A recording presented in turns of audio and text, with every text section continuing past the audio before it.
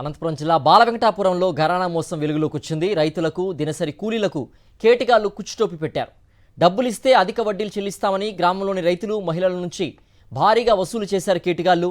సుమారు 123 మంది నుంచి 5 కోట్ల డబ్బుతో ఉడాయించారు.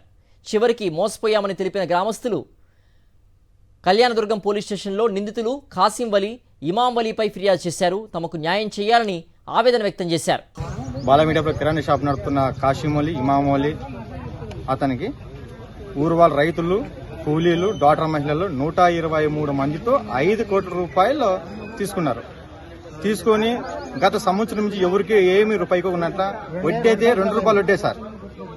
2 రూపాయలు వడ్డీ ఎవరికి అధిక వడ్డీ ఎవరికి ఆశ చూపలేదు. ఇళ్ళ దగ్గర పోయి ఇమాములు పక్క, కాశీముల పక్క ప్లాన్ ప్రకారంగా డబ్బులు తీసుకొని 5 కోట్లు తీసుకొని 4 బిల్డింగులు, 10 ఎకరాల పూరం పట్ట, అనంతపురంలో డిమార్ట్ వెనక జాకీర్ కోటల్లో ఆ చెల్లెలకి 30 లక్షల రూపాయలు పెట్టి ఇల్లు కొన్నారు. సొంతం వాళ్ళ బావకి 15 లక్షలు పెట్టి బాల వెంకటాపురంలో ఒక చైన్ తీసినారు.